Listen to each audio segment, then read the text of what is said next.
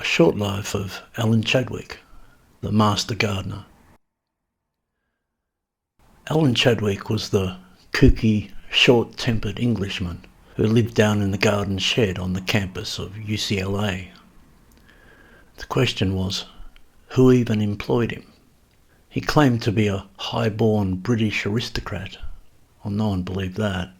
He also claimed to be a Shakespearean actor, and the evidence of that was his theatrical manner. He started giving practical and philosophical discourses on gardening to wayward students. His talks became more popular than the official classes on campus. In the garden, he seemed to perform miracles. The garden he created there, single-handedly, is now regarded as having been one of the great gardens of modern America.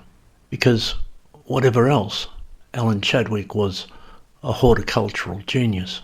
It was Shoemaker, the author of Small is Beautiful, who dubbed him the greatest gardener of the 20th century. As one of his students related, Alan was the sort of guy who could just stare at the ground and plants start growing.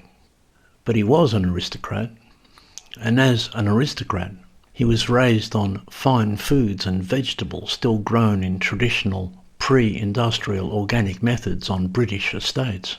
When he became estranged from his family and went out into the world on his own to be a Shakespearean actor, very much against his father's wishes, he couldn't stand supermarket slop. He decided to grow his own in the way he had seen since he was a boy. So Chadwick was a connection to old, pre-industrial, aristocratic horticulture in Europe. Moreover, as a boy, he had as his personal tutor the German polymath Rudolf Steiner, another claim no one believed. It was probably Steiner who put him onto Shakespeare and made the boy want to act and dance. But it meant that Chadwick was at least influenced by what became Steiner's biodynamic system of organic farming. To improve his methods, using his aristocratic connections, he studied gardening under various French masters, including the true greatest gardener of the 20th century, Louis Lorette, who he regarded as his mentor. He was taught what is called the French intensive method, a method of growing food the French had developed during the wars and lean times. But this was a direct continuation of the methods Chadwick had brought from his upbringing. None of this was at all designed to develop any method, system or movement. It was just what Alan did to grow food that tasted like when he was a boy. He was a man of fine taste. He couldn't stomach tasteless commercial produce. At length, he ended up out of place in America, late 1960s, California, in the thick of it. His theatrical career in decline, he took a job as a gardener and quite inadvertently and incongruously became an icon of the hippies and the organic food people and Hollywood. Harrison Ford opened a restaurant named Chadwick's, serving an organic menu. He took apprentices, gave lectures. Famously, he argued ecology with Ronald Reagan, but he was difficult like a maestro. He was explosive and unpredictable. He was kicked out of UCLA eventually, became gardener at the Buddhist hospice Green Gulch Farm, was kicked out of there and went across the country to the East Coast, gardener for another religious community. He created remarkable gardens along the way. It would be unseemly to go into the finer details of Alan's life. He'd hate that. But as a thespian, he would enjoy applause for his performance. And his performance was his gardens and the method he left behind. Nevertheless, before this incarnation as Master Gardener, he had an extraordinary life, no doubt. A pacifist, he was a conscientious objector in World War II. But when he was denounced as a coward, and it brought shame on his family, he volunteered for one of the most dangerous jobs in the Navy, aboard a minesweeper. His boat was hit by the Japanese. He trekked across India. He said that he and the Nizam of Hyderabad, a family friend, hiked through the Himalayas in search of the true gentian. He studied acting with Laurence Olivier. He claimed to have been good friends with Lawrence of Arabia. It has sometimes been hard to verify some of Alan's stories, but when we can, they all turn out to be true. Gardens, of course, don't survive without being tended. None of Alan's gardens are intact now, but he left a legacy of students and also a record of many lectures, mainly collected together by Steve Crimmy. Chadwick was an important person in the nascent organic gardening movement in the United States, less influential and well known, regrettably, outside of that. The lectures are rambling but reveal a deep and esoteric philosophy of nature.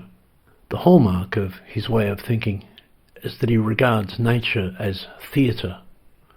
A garden is a performance, a ballet, an opera. But there is an esoteric world, an occult world, a hidden world, backstage.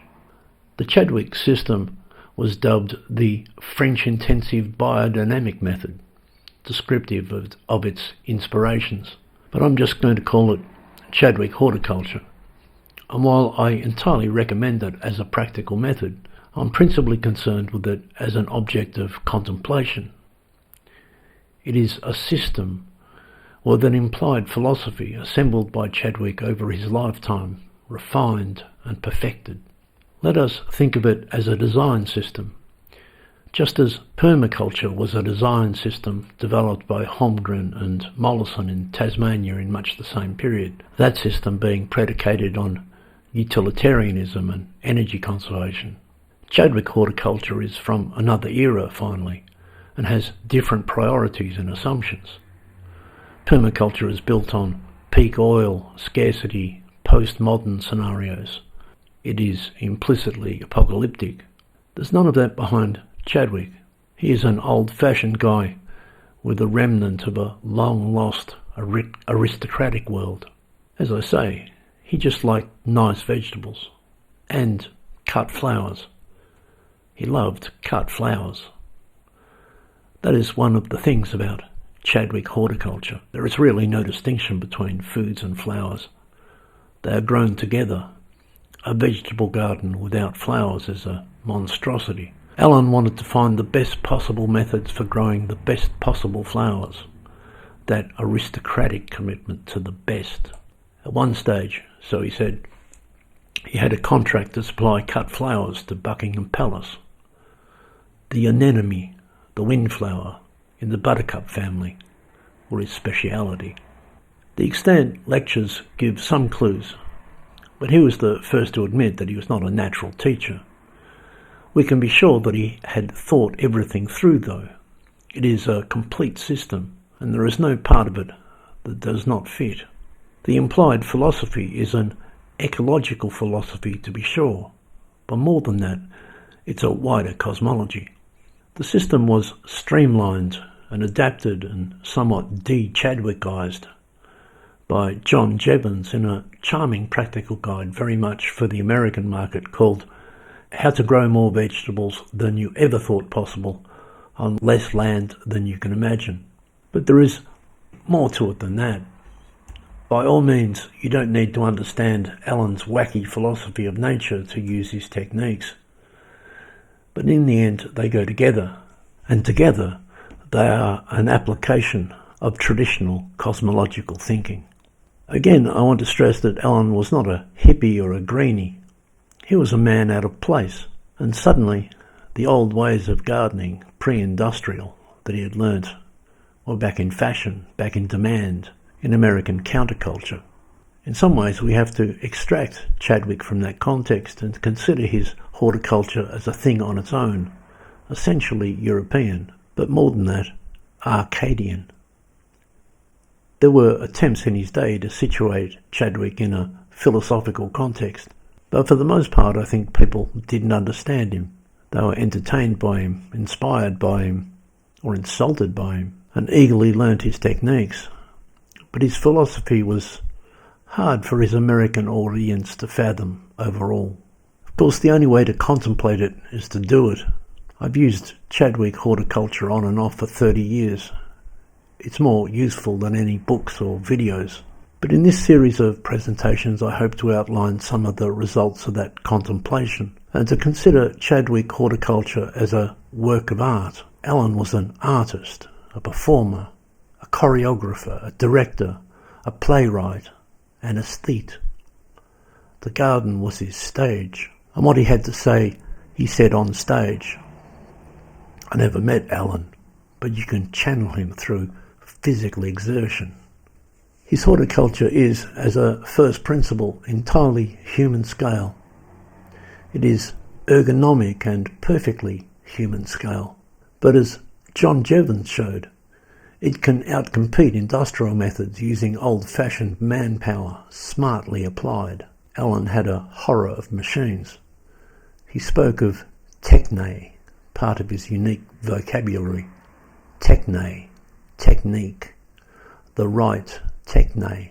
Chadwick Horticulture uses hand tools and human labour. Implicit is the dignity of human labour and the usefulness of man and the imposture of machines.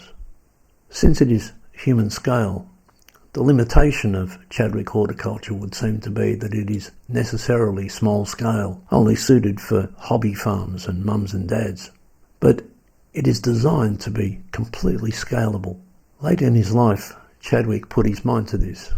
I would describe him as cunning, a cunning mind. He played whist. In the Navy, he had noticed how huge ships could be moved single-handedly, effortlessly, by a man on a winch. He hit upon the idea that a winch could be used for ploughing. One man with a winch could plough a field without a tractor and hardly raise a sweat. It's all a matter of gearing. That's an example of how Chadwick thinks.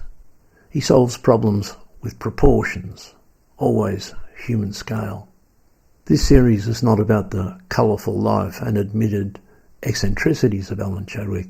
It's about Chadwick Horticulture as a design system, its techniques and its philosophy.